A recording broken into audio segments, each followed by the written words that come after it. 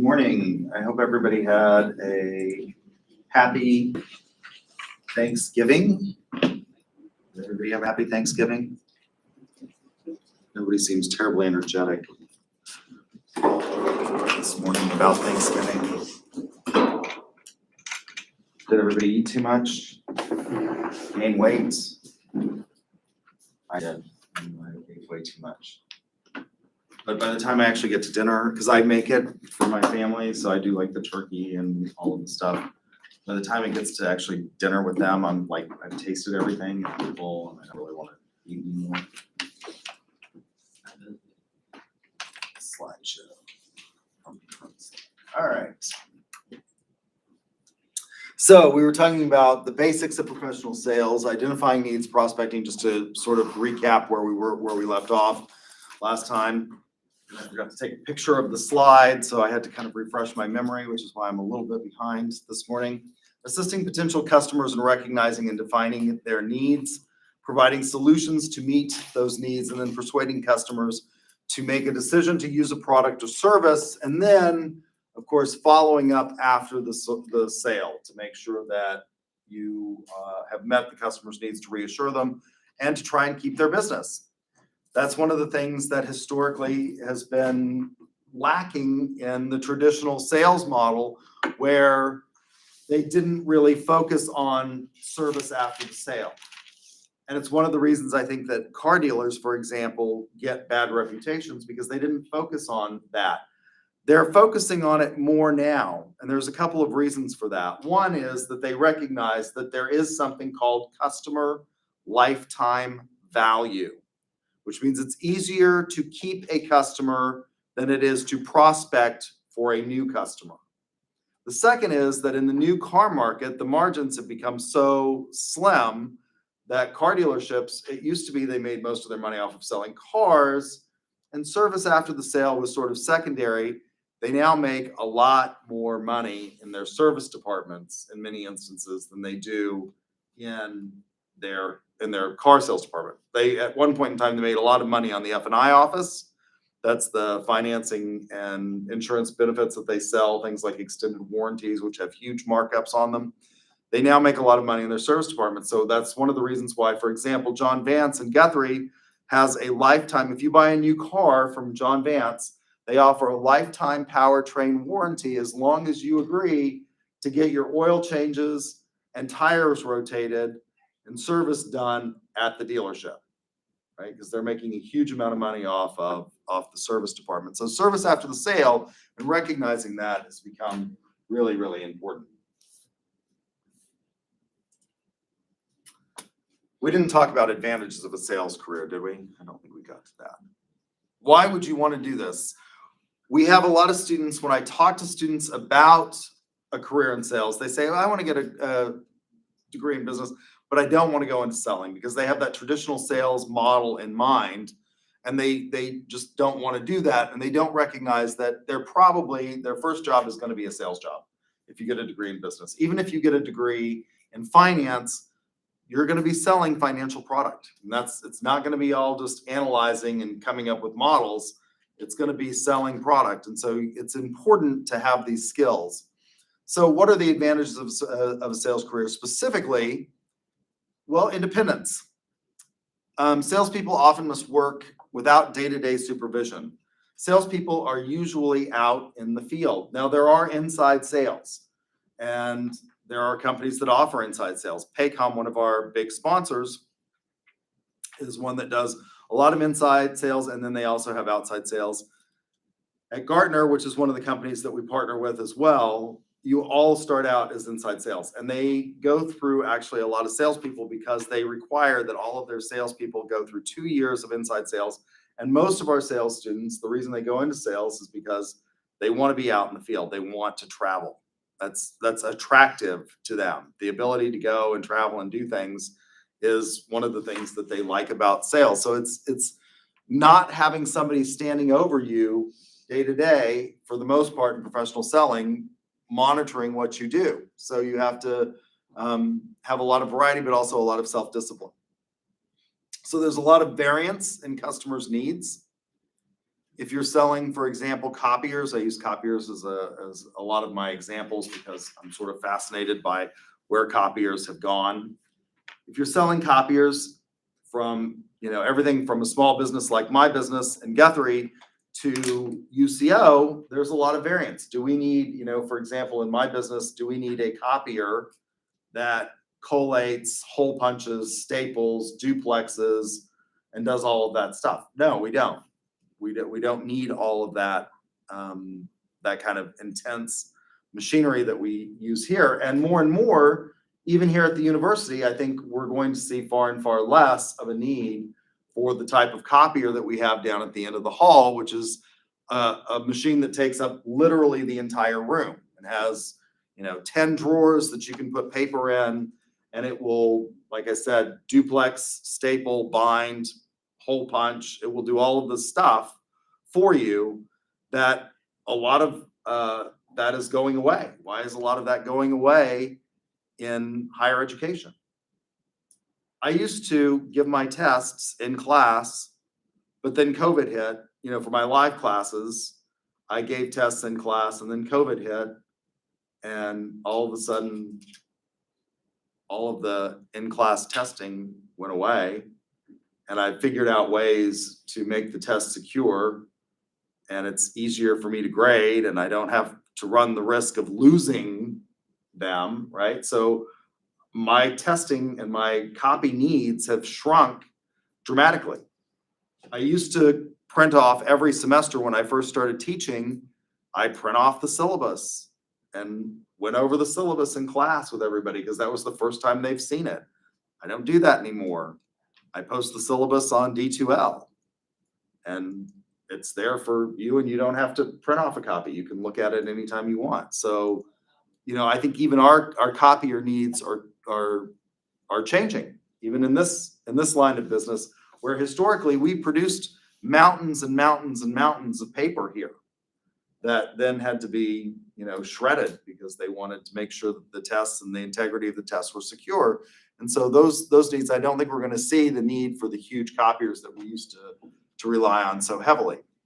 So a lot of variance in customer needs that make things interesting. There's a lot of opportunity for advancement. Sales is critical for any business to survive, and even for nonprofits.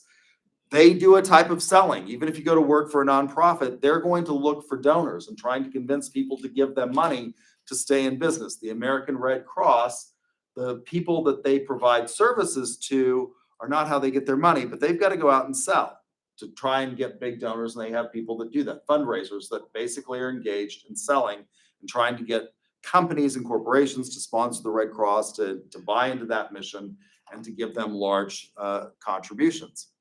So there's lots of opportunities for advancement because ultimately every organization has to have income in order to succeed. And where does that income come from? Well, it comes from sales. It doesn't come from accounting. It doesn't come from finance. It comes from sales. So it's a great way to develop also entrepreneurship skills. I used to go around the room at the beginning of the semester, and I sort of stopped doing this when I was a younger professor. I got very discouraged in some of the questions that I would ask. And when I started teaching marketing, I'd go around the room and I would ask, students, why are they taking my marketing class? And of course, everybody says, well, I'm a business student. It's required. And I want to start a business. That was one of the things that a lot of students said. And I would say, what kind of business do you want to start? And inevitably, at the time, I transitioned from teaching law to teaching marketing. The cupcake business was coming into bloom, and every student I had wanted to open up a cupcake business. And I just thought, I just would become enormously despondent at this because I thought, how many freaking cupcake businesses can we sustain in the Oklahoma City area? And have you thought about how many cupcakes you have to sell in order to make a decent living? I have the snow cone stand. I own the snow cone stand in Guthrie. And the way I got it is I owned the lot that the snow cone stand was on. And the people that initially put the snow cone stand on my lot and rented the lot from me gave up. They lost money. And so I ended up with a snow cone stand. I basically foreclosed on their property, and I ended up with a snow cone stand. But when they first opened it, I thought, this is great.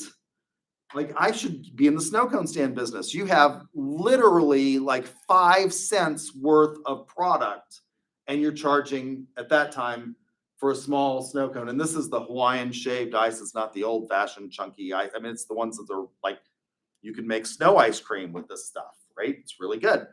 And I always thought, this is a great business.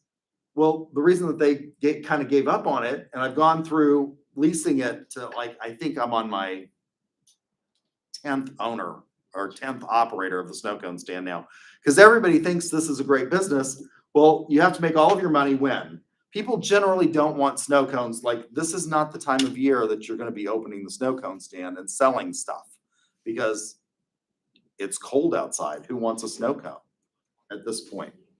So they've got like 3 cents worth of product, maybe 5, if you include the cup, 5 cents in product, and they're charging $1.50 or $1.75 for the small snow cone. I think it was $1.75, $2 for the medium, and $2.50 for the large snow cone. I'm thinking, God, the profit margins on this are huge. But then you think about how many snow cones you have to sell in that short period of time. Winter snow cones really, it's basically the end of school when kids get out of school. So that's sometime in the middle of May when it really, to about the time they go back to school. You can go through August and part of September in Oklahoma because it's still hot. But when kids are in school, you're only going to be open, like on Fridays and Saturdays or something like that. So I've gone through all of these snow cone people, and I think, how many snow cones do you have to sell? If you want to make $30,000, you're having to sell 20,000 snow cones. That's a lot of snow cones to have to sell, right? To make 30,000, and you start figuring out what your hourly time is worth, and that's not. So I had all these students that wanted to go into the cupcake business because that was really, really, Cuppies and Joe started in the Paseo, and then Sarah came along, and then there were all of these little cupcake, and I just thought, how many cupcake things can we have? But sales is one of those things where it's a great way to develop entrepreneurship skills. And if you come across a better idea than, I think, snow cones or cupcakes, selling is a great way to develop those entrepreneurship skills and be able to sell your business, to market your business and sell the products that you want to provide. So sales is a great way to do that, to develop those skills. There are disadvantages to a sales career. And as I said, and as I alluded to before in the first lecture on professional selling, I don't think every sales textbook says, and every leader, I've written a textbook on leadership, and every leadership textbook says you can teach anybody to be a leader. And I just don't think that's true. And every sales textbook says you can teach anybody to be a salesperson. If you are horribly agoraphobic, that means you're afraid of the outside. Although maybe I could teach you to be a salesperson on virtual, since we've now gone through this COVID pandemic and everybody was working from home and salespeople learned how to do stuff virtually. Maybe I could teach those people to be great salespeople. But if you are a introverted person who is horribly shy and doesn't like speaking to people, I can't make you a salesperson. I really believe that. At the other end of the spectrum, there are people that are naturally extroverted and are probably, you could make them better. And then there's a lot of people, what I call in the bubble. Those are people that are, you can get an interest in them, and you can really watch them become great salespeople. And I think the same is true of leadership. There are some people that just don't want to lead. And I had this whole debate with one of my colleagues here she said, you can be a leader of yourself. No, you can't. Like, leadership by definition, I mean, you have now expanded the definition of leadership so broadly that it means nothing.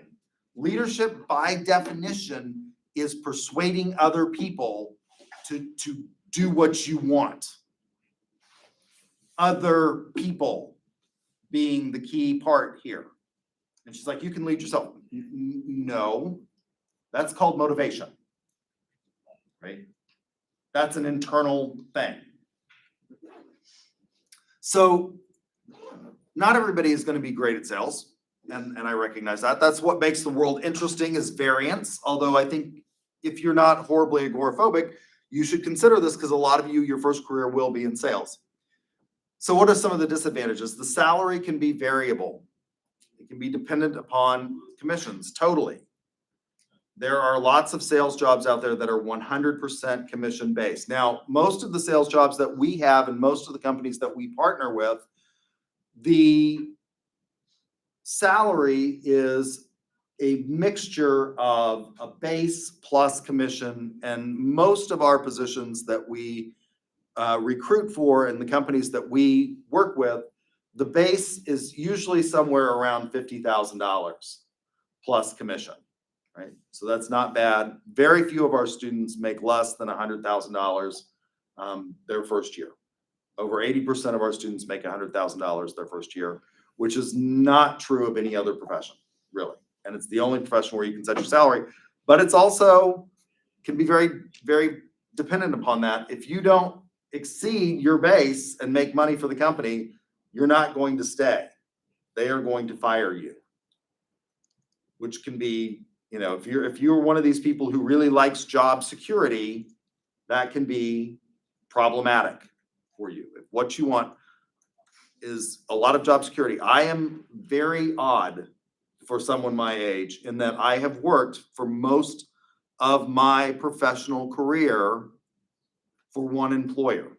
I have worked for the University of Central Oklahoma. And one of the reasons that I have worked for the government of the state of Oklahoma is that I have something that most of you will never have, and that's called the defined pension plan, which means that you can take my years of service and you multiply that by 2, and I will get that percentage of the average of my high 3 years of salary, right? For the rest of my life until the day I die. And if I have a spouse, I can pass it on to them. They can get my salary from teacher's retirement until the day they die. And then it extinguishes. Part of the reason I did that is because I had 2 models in my life. I had my father, who was an FBI agent, who had he retired at 55, because that was the age at which you had to retire from the Federal Bureau of Investigation. And he retired with 75% of his salary plus cost of living adjustments. And he has been retired since then. He's now 80. He had a birthday on Thanksgiving. He was born on Thanksgiving. And every 7 years, his birthday's on Thanksgiving. And this year was on Thanksgiving. He's 84, I think. That's a long time to be retired and drawing a pension. Most of you, if you don't save, I mean, that's a lot of money that you're gonna have to save to be able to live that long and retire, which is why more and more people are going back to work. You see more and more people who didn't save enough who are having to be greeters at Walmart. And, you know, that's certainly not what I wanted to do. My mother, on the other hand, was an entrepreneur. She's made millions and millions of dollars, bought, sold, started lots of businesses, but she's still working because it's hard to save when you're an entrepreneur. You're constantly reinvesting in your business. And so I've sort of straddled both worlds. I got a government job that gives me a pension, and I have the opportunity to work in a family business that allows me to practice my profession without a whole lot of risk because I still get a really nice salary, right? But if you're a full-time salesperson, that's not what you're going to get, probably. You're going to have to save and you're going to have to sell, and it's dependent on commission. If you go into real estate, for example, that's 100% commission-based for the most part. We have lots of students. We have a real estate program here at UCA. It's one of the best in the state. And a lot of those people take a lot of our sales courses and they go out and they're pretty successful, but you constantly have to be selling. You know, when somebody says, and you'll see these in the real estate ads and online and stuff like that for real estate offices, they'll say multi-million-dollar producer. If you're not a multi-million-dollar producer, you're not making a living in real estate. if you're not selling millions of dollars worth of homes every single year. Now, right now, guess what? That's pretty easy because lots of people are buying homes, but real estate markets go through cycles of boom and bust. And when it's a bust cycle, it's hard to make money when people are not buying homes. So it can be dependent on commission, which is why a lot of times what you'll see, if you have somebody who is really a professional salesperson in a lot of families, you'll have one spouse that has, a steady income and the other that does sales. It can be very irregular hours. In the company that I worked for when I left UCO for a brief period of time to go into industry, the American Education Corporation, we sold educational software from coast to coast and Hawaii, and even we actually exported our learning management system to Great Britain. What does that mean for the salespeople who cover that that we're covering like Great Britain? Well, they had meetings sometimes, with people who had to take phone calls sometimes that were, late at night or early in the morning. Our East Coast, we were headquartered here in Oklahoma City. Our East Coast Vice President was headquartered here. The East Coast is an hour earlier, which meant that she was at work an hour earlier. And our West Coast Vice President had Hawaii, which, you've got Mountain, and then, you've got Pacific, and then you had whatever time zone Hawaii is in, I can't even remember now. And he would work, when it was, everybody else had left the office at 5, he was still there until 7 or 8 o'clock at night. So it can be irregular hours. Most salespeople like to travel, but it can be a disadvantage, particularly if you have children and you want to be highly involved in their soccer games or their basketball games or things like that. You have to travel. My brother has to do this. He's basically a salesperson for Goldman Sachs. He has what's called marketing meetings. They're really sales meetings for Goldman, and he has to travel all over the country to meet with clients and try to convince them to go with Goldman's family office for their financial planning and their estate planning. And he's really good at it, but it means that about 2 weeks out of every month, he's flying someplace and staying overnight. And he is the primary caregiver of his children, and he's a single parent, and that means that he's having to work around that. Luckily, he has a brother who has an airplane, and he lives in Dallas, and I have a flexible schedule. And so I end up flying down and taking care of kids a lot of the time, and then flying back. So, I mean, it can be challenging if you have kids and if you have a family, because you're going to be traveling when other people are, not. Also, handling rejection, I think, is difficult, and every sales textbook says that's the most difficult thing about sales is learning to be a rejection junkie. I actually think it's prospecting because that's lonely, but handling rejection is psychologically difficult. It is psychologically difficult. Intellectually, I think prospecting is the most difficult thing you can do. So, classification of sales jobs. What types of salespeople do we have? Well, we have trade selling.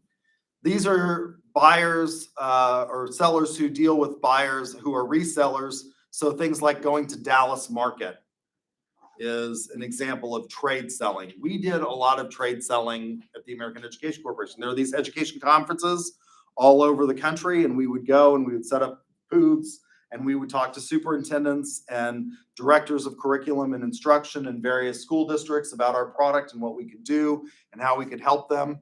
It was kind of a boom cycle when I went to work for them, because that was right after George W. Bush had passed what was called No Child Left Behind, which really focused on testing and measurement of student achievement. And so one of the things that we were able to do was show, particularly in districts where they had trouble in math, how our product could do that. And we did that largely at trade shows.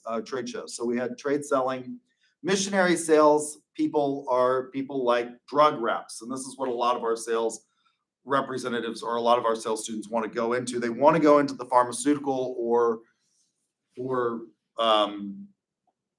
medical device sales. Medical device sales is direct, but pharmaceutical sales, the other side of the medical industry in terms of selling, is missionary selling, which is going out and providing information to doctors, going into doctors' offices and meeting with them and convincing them that they need to prescribe the latest, whatever it is, drug that Pfizer or Moderna or J&J have come up with in order to cure whatever disease or symptom that they're attempting to alleviate.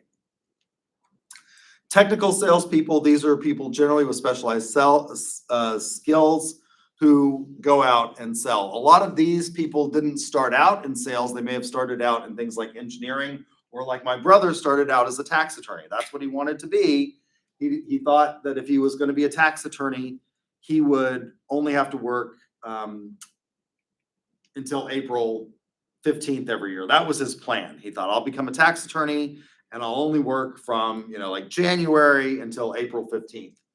And he was extremely naive in that, because he didn't realize that in order to make money as a tax attorney and to get the level of tax attorney that he is, he went to NYU, and Goldman recruits out of NYU. And the clients that he has don't pay taxes once a year. They pay taxes quarterly, which means that tax season is every quarter. So that just totally destroyed his whole goal of working from January to April 15th. And that's what he started out doing. So he had to work, every quarter you have to do filings for these people and their businesses, because the government wants its money and you have to pay sales taxes. And when you deal with these entrepreneurs, you have to understand what the sales tax things are, and that's what they do. They set this all up for them, and a lot of things like that are paid monthly. So in Oklahoma, we have a business, we have to pay sales tax monthly. We have a lodging establishment in Guthrie, there's a lodger's tax that's dealt quarterly. So he has to do all of these things. So he works all of the time. But then he became really good at convincing clients that they needed his services, and that's when Goldman started sending him out. So he started out as a technical person, somebody who knew the code well. And if you stack the code up, I think I told you this before, my brother, when he was at NYU getting his LLM in tax, he had the entire code, which is the tax law and the regulations, in his room in print form. And it's on this little tiny, on this like onion paper type stuff.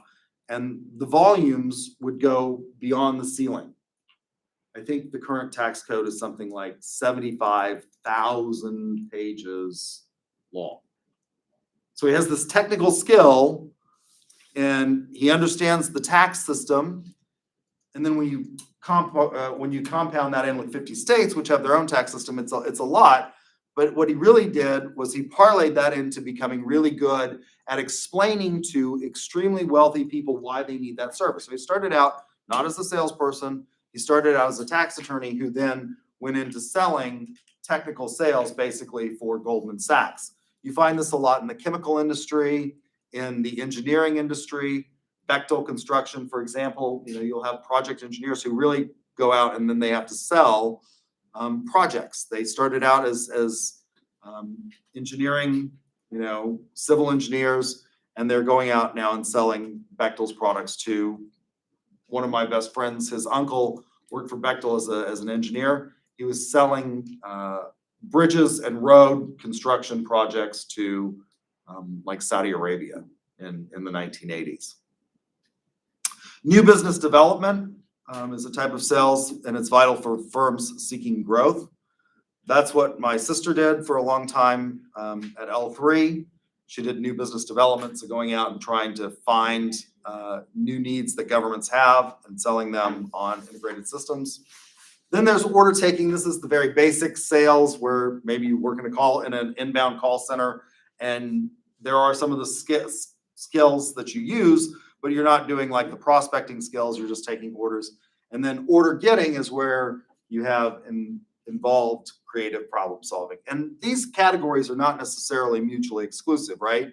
You can have technical sales combined with missionary sales. So you can have people that started out as maybe nurses. This happens with a lot of people in the pharmaceutical industry. They started out as nurses. They understand doctors' offices and how to get into doctors, but they want to make more money because, historically nursing didn't pay very well until very recently. Nursing pays pretty well now, but you can still make more money in sales than you can in nursing.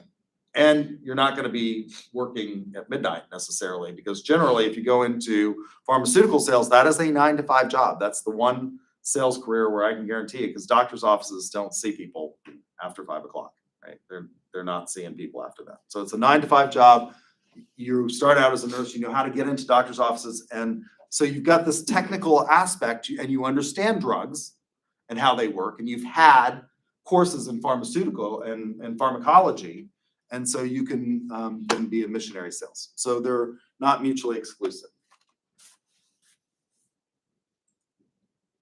Relationship selling, that's what we really focus on in our sales program, is relationship selling. And relationships are the heart of selling in the contemporary world.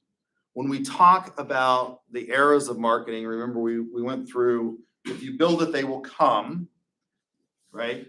Through the sales era, right? To the marketing era, where we realize we can study people in a scientific perspective, to now going beyond just studying people in a scientific perspective to understanding that there's a human element to it. Studying people from a scientific perspective in marketing is really, really great. It's necessary, but it's about building relationships and this era of value co-creation, where we're going to work with people to come up with products and services that are highly customized to them, the mass customization of products. So it's no longer just about making a small, medium, and large. If you go to Walmart today, although we've started to get larger as a population, and so it used to be, when I was a kid growing up, there were pretty much 3 sizes of t-shirts. There was small, medium, and large. And there's men's small, men's medium, men's large, and women's small, and in t-shirts. To now we have mass customization, where you can actually buy jeans that, they take measurements by using your phone, and they highly customize the product to fit with you. So it's really about developing long-term relationships and realizing that there is customer lifetime value and that we need to continue those. And so developing the relationship, and how do we do that?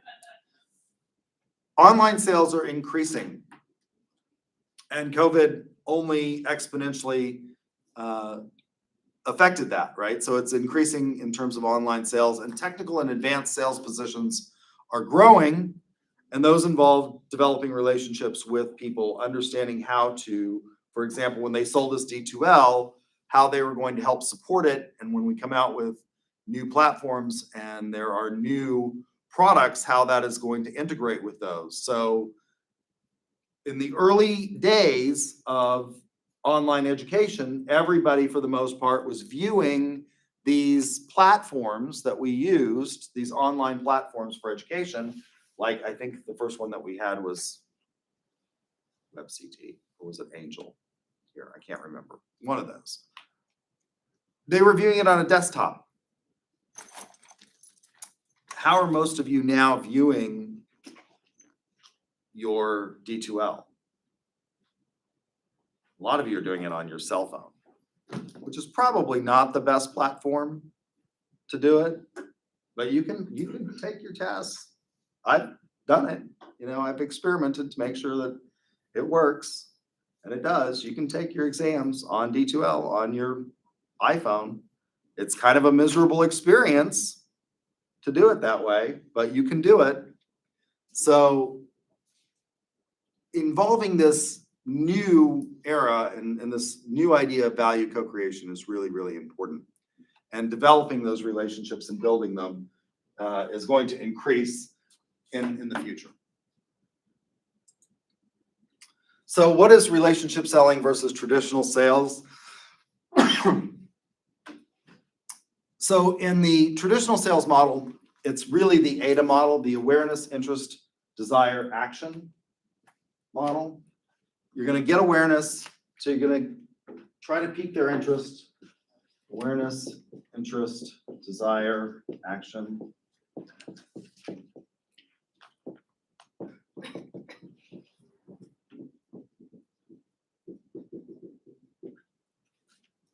So you make a pitch in the traditional model. So it's a right side up pyramid. You're gonna make a pitch, you're gonna tell, you're gonna get some interest. Then you're going to spend some time qualifying, and then making your presentation is gonna be a big part of it, presenting features. And again, if you think about going to the fair, they're doing these demonstrations with these knives, right? The Ginsu knives or whatever it is.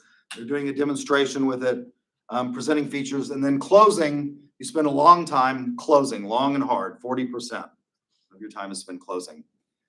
The relationship model turns that upside down. So it's an inverted pyramid where you're going to spend a lot of time, and actually even before the approach, in the pre-approach and prospecting, and we're going to do a critical thinking challenge in here on prospecting. And I'm going to have you do two aspects of a critical thinking challenge. One for yourself that's going to be highly personal, and another for a company and figuring out the decision maker using social styles and vowels. So even in the pre-approach, and then approach, you're going to spend a lot of time in those areas really identifying people, because if you truly identify qualified prospects, you shouldn't have to spend a whole lot of time closing. If they truly need your product and they have the ability to purchase it, you shouldn't have to spend all that much time, right? So it's going to be a lot of time upfront in doing this pre-approach planning, prospecting, and then approaching, building trust and rapport with your client. Identifying their needs is going to be the next biggest part. Showing them, identifying their needs, then making a presentation is only 20%, and closing is just 10% of the process. Whereas in the old model, it was that hard sell. It was that constant push to get you to buy. It was the Mathis Brothers approach. It was the car dealership of yesteryear's approach. I had to go to Mathis Brothers again. Just to look at stuff, and Bob Mills is a much more pleasant experience, because their whole thing is no shopper stalkers, right? They're not gonna do the long hard closing where it's trying to get you to buy. So should be very, very small period of time, and then of course service after the sale so that you can get those rebuys. The relationship cycle then, breaking these parts down.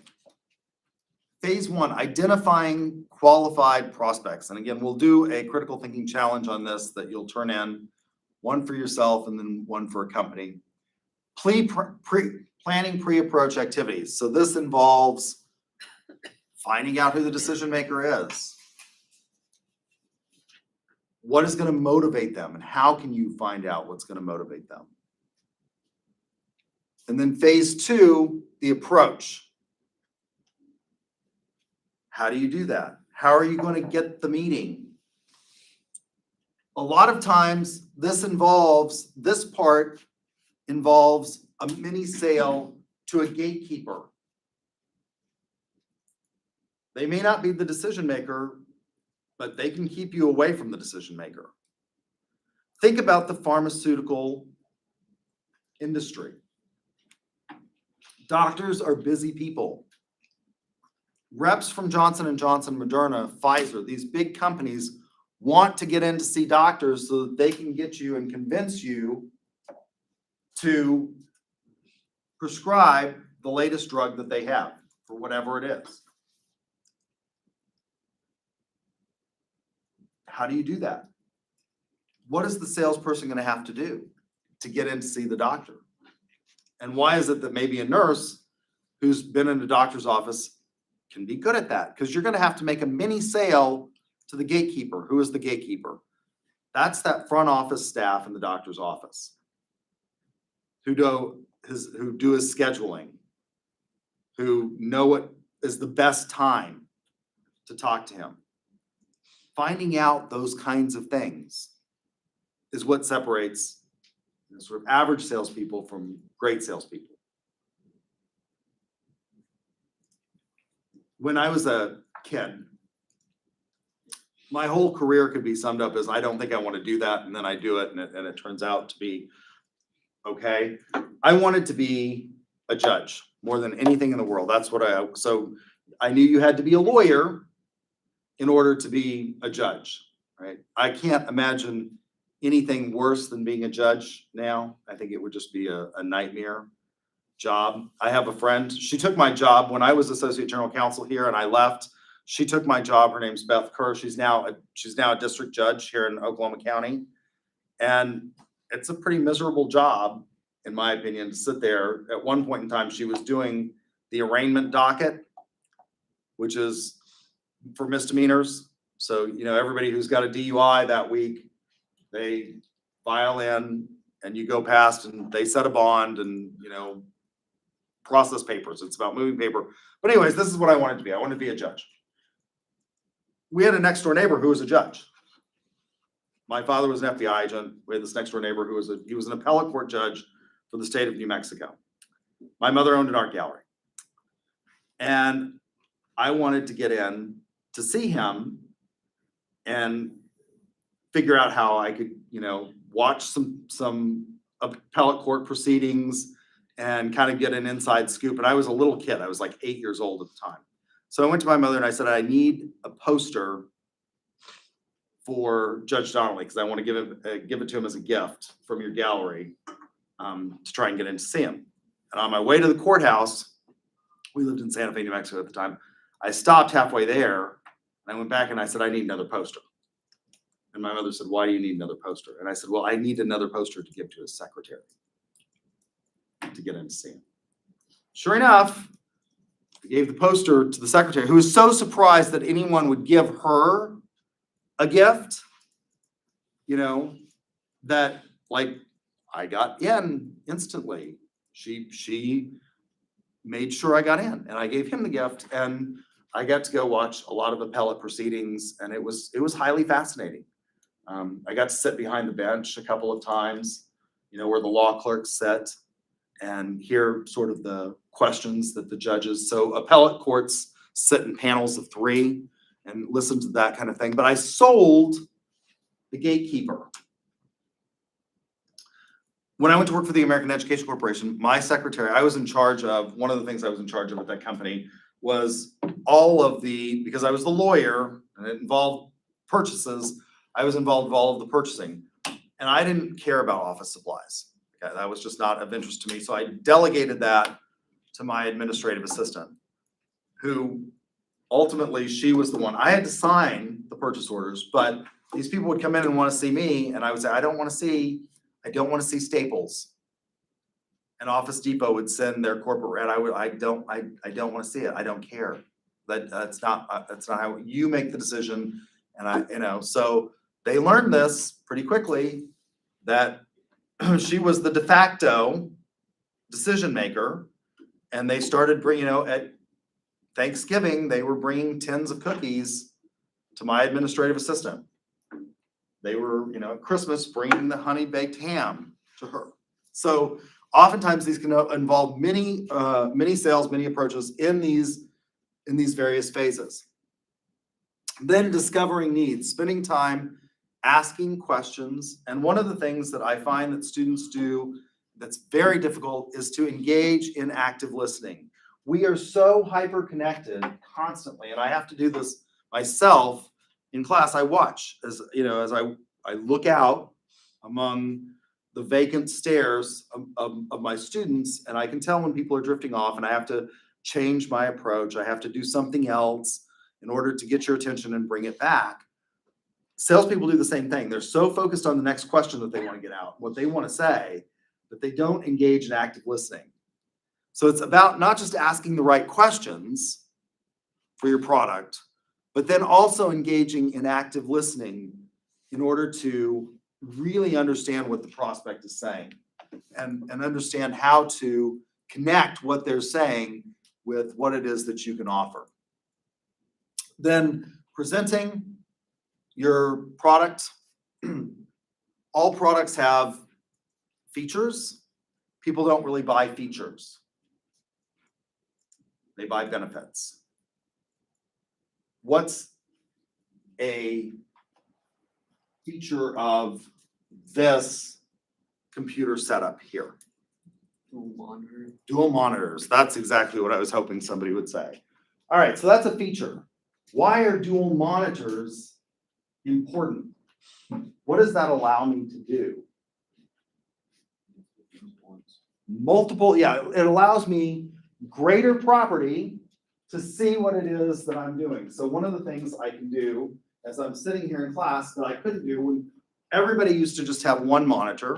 I know this is going to be incredible to you. I actually remember when monitors were not like televisions. They were actually green screens. You all don't remember this. And they were like huge pieces of equipment that got hot, and they were heavy to lug around, and they were expensive. So, you know, if nobody, in the first computers that I had, nobody had two screens. You know, they just didn't make computers with that ability. It had one port in the back of the computer to basically hook up a monitor. Well, now what I can do is, while I'm standing here talking to you, I can watch my YouTube feed and make sure that it's going, right? And see the PowerPoint presentation on the other screen, which I am, you know, publishing to the projector, right? So a feature of this setup is two monitors. I don't really care about the feature. I care about the benefits, which is it allows me to monitor YouTube and also project my PowerPoint, right? That's what customers really want, is they want the benefits. So you have to connect, and most features have more than one benefit to them. And connecting those, and how do you discover that? Well, not everybody cares about the same thing. Other people who use this classroom, probably, I don't know that there's any other, has anybody else had a professor that broadcasts their lectures on YouTube? You've had one? I mean, you know, most of them are using it to have the PowerPoint that's up and then the notes, probably, that they're using. So you can have these dual presentations of the PowerPoint where you can see the notes that you've written to yourself so that you can talk about the slide that's currently up. Continuous quality improvement. Service quality is enormously important. Good product quality is important. And managing customer relationships involves constantly going back and listening to your customers and going through these mini phases. Once you've got the customer, you're not going to have to go out and prospect again and do the pre-approach. Although you're going to do little mini parts of that, in that you're not just going to walk into the customer's office, sit down and start, you know, well, what do you need today? Right? You're particularly if you're selling, that might work in New York, where people are really, really sort of, you know, driven to maximize time. But in Oklahoma, where things are a little bit more relaxed, you may do many approaches each time you go in to see a customer that's a current customer, that's a repeat customer. But you're not going to go through the whole thing about, you know, trying to figure out what it is that they need each and every time. So managing customer relationships. And the example I use here is Sewell Cadillac, and he wrote a book called The $332,000 Customer, and he says it's actually the $1.5 million customer. The average at the time he wrote it, Mr. Sewell wrote the little book that he uses it in his dealership.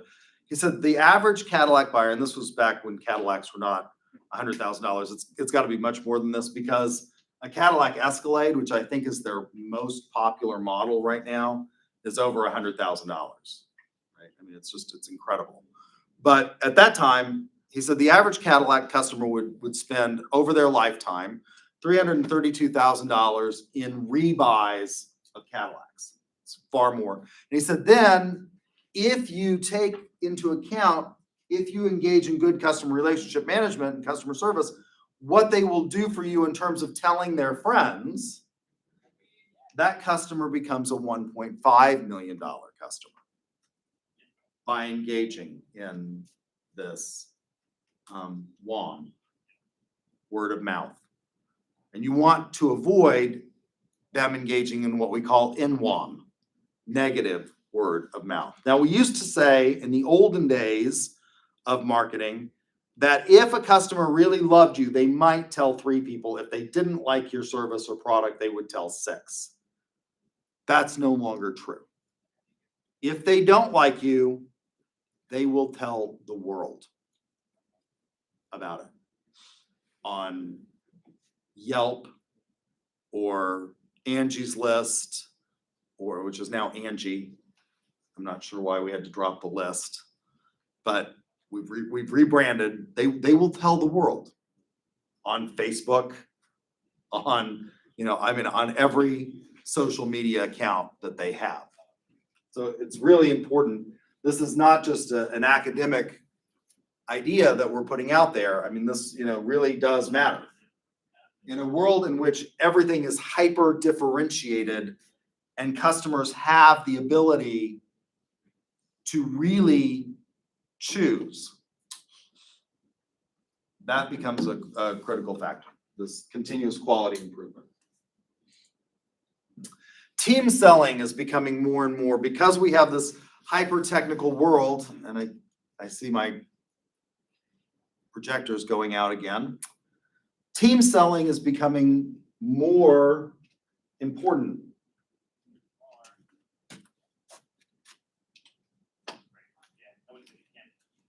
If you're selling things like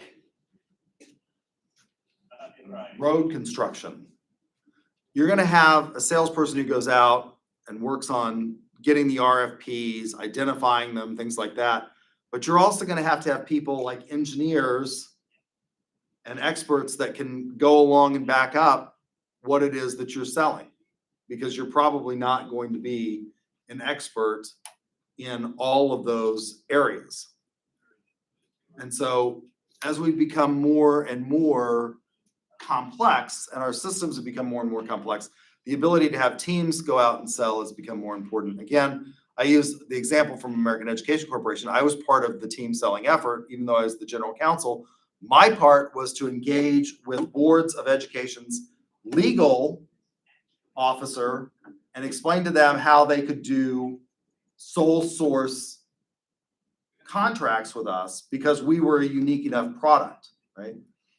Our product development team would go out, and that involved 2 aspects. One was the programming team, who would go out and meet with boards of education's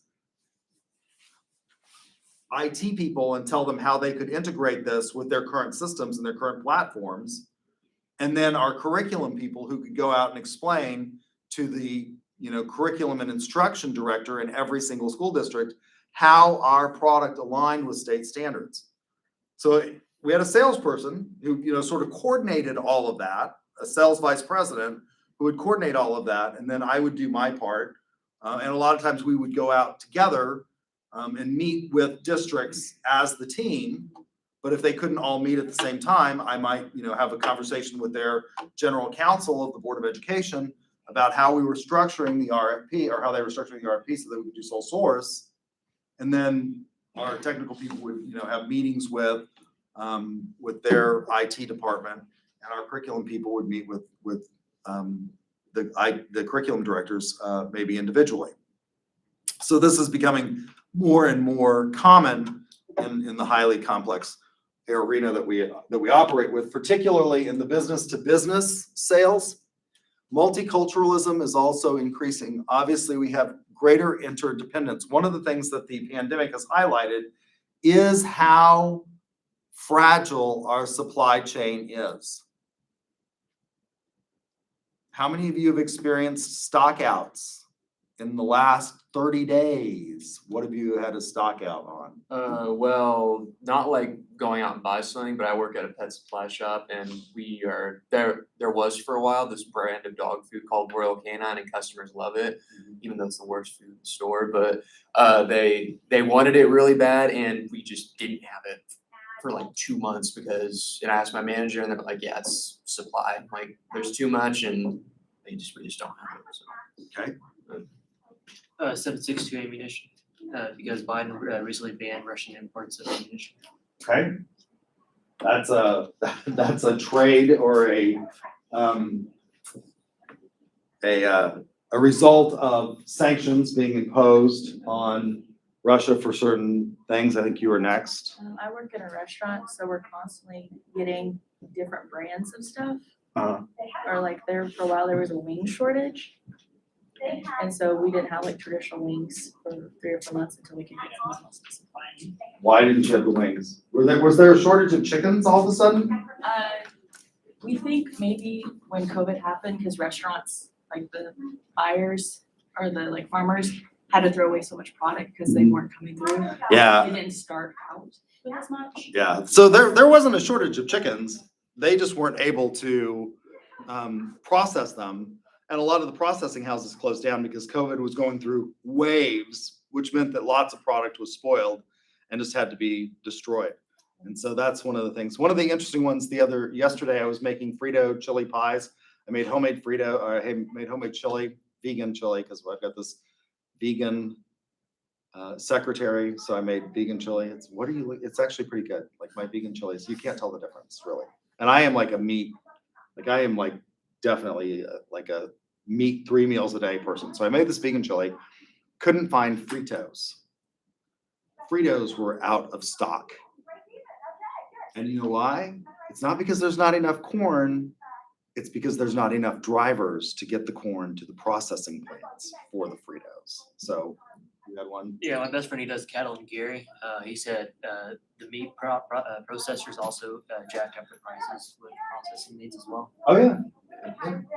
I mean, if there's a shortage, it's called supply and demand. You can take advantage of that. I think you were next. This laptop actually took 1 month to arrive because it was out of stock. Oh, yeah, I'm sure. Like anything that's an import, a lot of that is sitting on docks in Los Angeles or, sitting offshore waiting to be delivered. Anything that comes from China is taking an enormous amount of time right now because the ports are backed up. There's been shortages at the ports in terms of labor. They can't offload. I mean, it used to be that container ships never stopped moving. Really, I mean, they would go. There's a book called 90% of Everything. 90% of everything that we have, that we use on a daily basis, was transported by ship at some point in time. 90%. If you ask people that, overwhelmingly, and Rose George talks about this, she says that most people don't recognize that. If you ask them how much do you think arrived by shipping, they would tell you probably not much, maybe 10%. It's 90%. It's cheaper to fillet fish in China than it is to fillet fish in Great Britain. So they catch fish off the coast of Great Britain, they freeze them, ship them to China, fillet them, and then ship them back to Great Britain, right? I mean, that's how efficient the logistics supply was. That was all disrupted. Who else had? Go ahead. Styrofoam.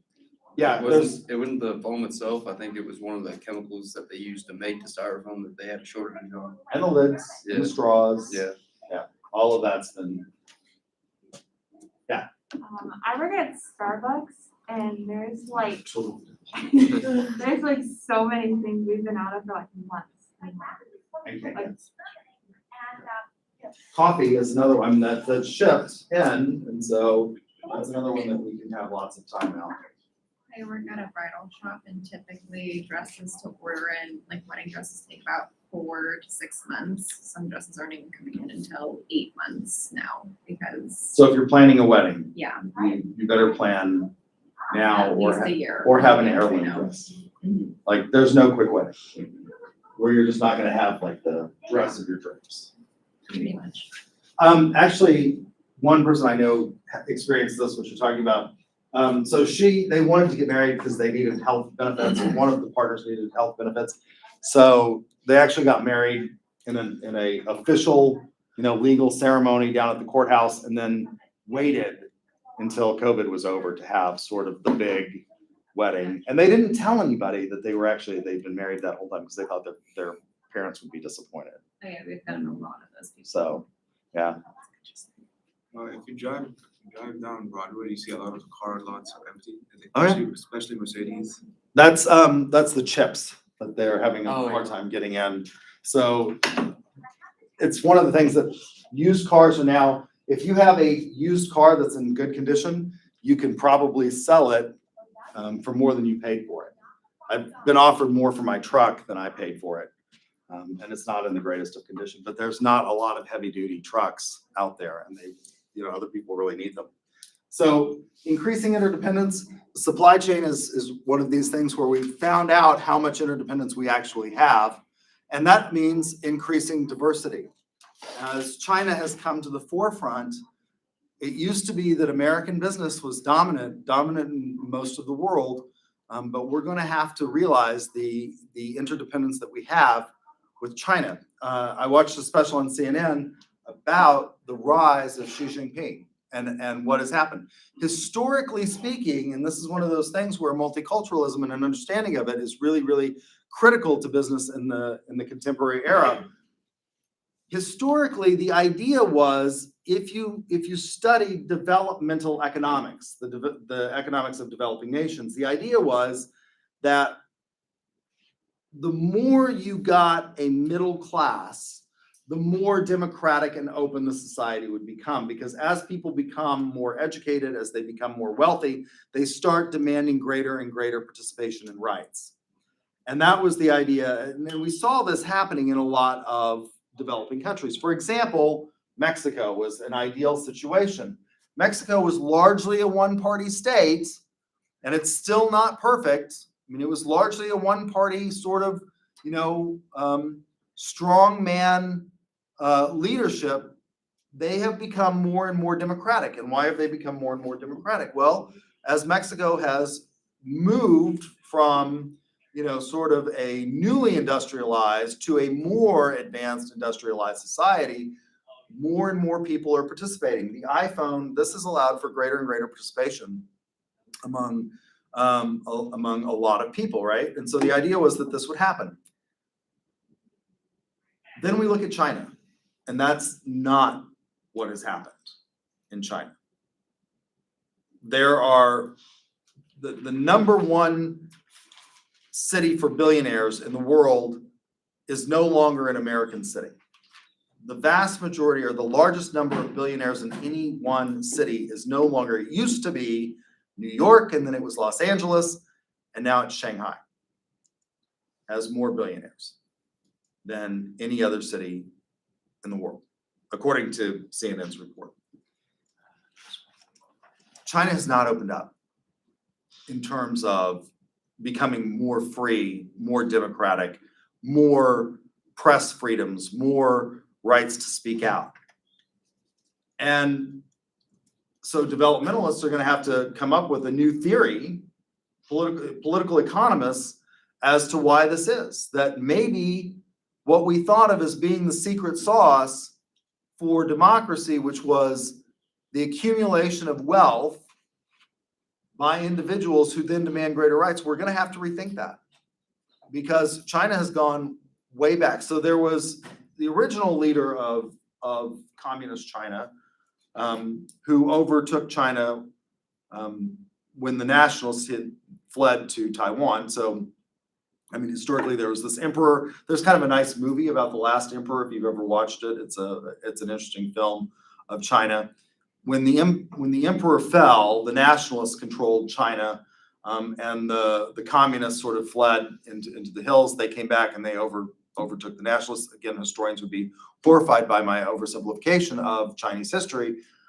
But the leader of that movement, which turned China, into a communist nation, was Mao Zedong. Right? And he went through a couple of iterations during his time. There was the initial revolution, And then there was what was called the Cultural Revolution.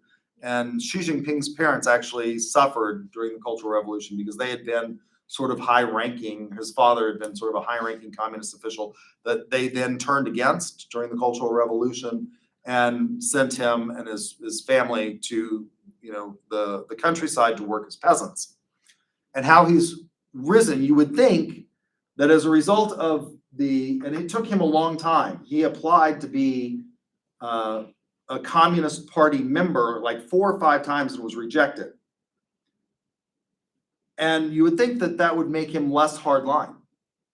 But he's actually much more hardline. And part of it has to do with watching the Soviet experience and what's happened to the Soviets when communism fell.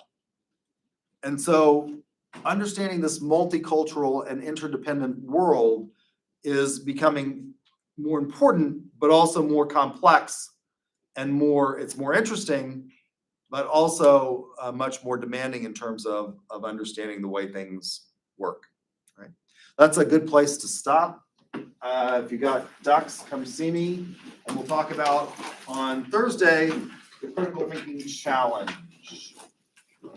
So, I need to make a note. So.